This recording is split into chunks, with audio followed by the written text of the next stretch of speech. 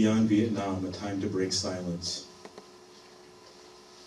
A time comes when silence is betrayal, and that time has come for us in relation to Vietnam.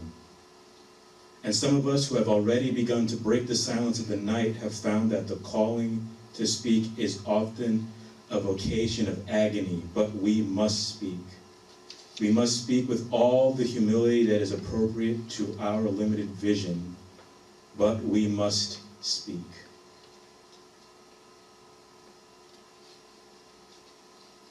Somehow this madness must cease. We must stop now. I speak as a child of God and brother to the suffering poor of Vietnam.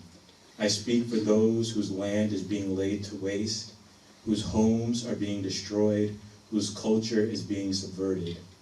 I speak for the poor of America who are paying the double price of smashed hopes at home and death and corruption in Vietnam. I speak as a citizen of the world, for the world as it stands aghast at the path we have taken. I speak as one who loves America, to the leaders of our nation. The great initiative in this war is ours. The initiative to stop it must be ours. Yes.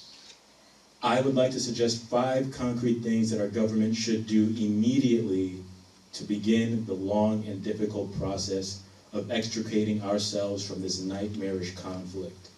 Number 1, end all bombing in North and South Vietnam. Amen. Number 2, declare a unilateral ceasefire in the hope that such action will create the atmosphere for negotiation. 3, take immediate steps to prevent other battlegrounds in Southeast Asia by curtailing our military buildup in Thailand and our interference in Laos.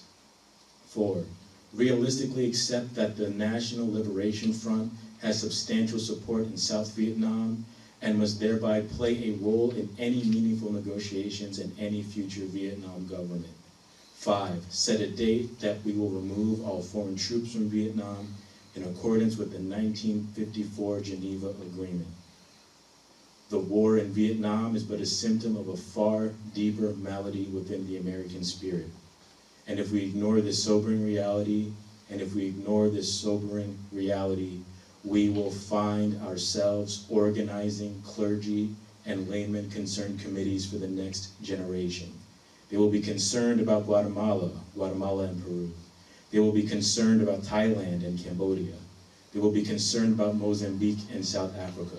They will be marching for these and a dozen other names and attending rallies without end, unless there is a significant and profound change in American life and policy.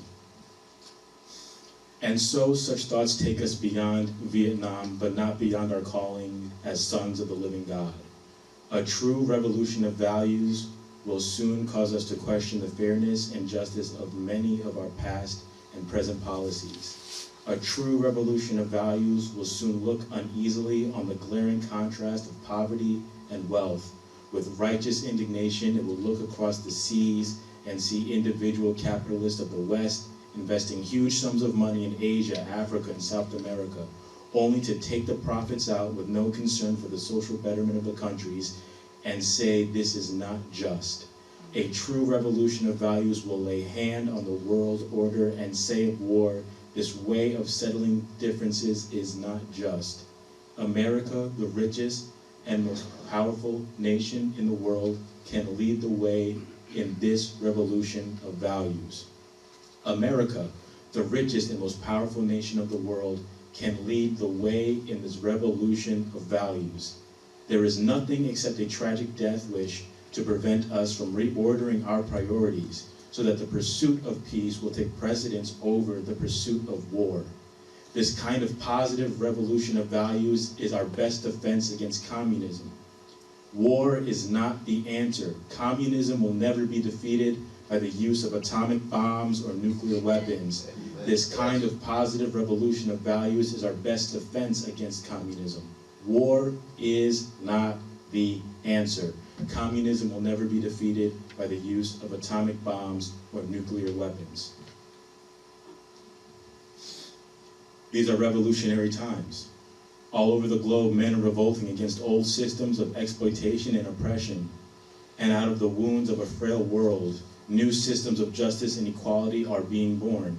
It is a sad fact that because of comfort, complacency, a morbid fear of communism, and our proneness to injustice, the Western nations that initiated so much of the revolutionary spirit of the modern world have now become the arch anti-revolutionaries.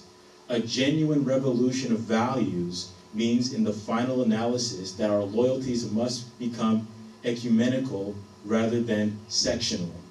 This call for a worldwide fellowship that lifts neighborly concerns above one's tribe, race, class, and nation is in reality a call for an all-embracing, embracing an unconditional love for all mankind. Yes. When I speak of love, I am not speaking of some sentimental and weak response. I am not speaking of a force which is just emotional bosh. I am speaking of a force which all of the great religions have seen as the supreme unifying principle. We still have a choice today: non-violent coexistence or violent co-annihilation. Now let us begin. Let us rededicate ourselves to the long and bitter but beautiful struggle for a new world. This is the calling of the sons of God, and our brothers await eagerly for our response. Shall we say the odds are too great? Shall we tell them the struggle is too hard? Will our message be that the forces of American life militate against their arrival as full men, and we send our deepest regrets? Or will there be another message of longing, of hope, of solidarity with their yearnings, of commitment to their cause, whatever the cost?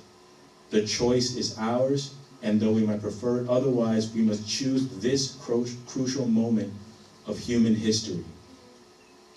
And if we will only make the right choice, we will be able to transform this pending cosmic elegy into a creative psalm of peace. If we will make the right choice, we will be able to transform the jangling discords of our world into a beautiful symphony of brotherhood. If we will but make the right choice, we will be able to speed up the day all over America and all over the world, when justice will roll down like waters and righteousness like a mighty stream. Thank you.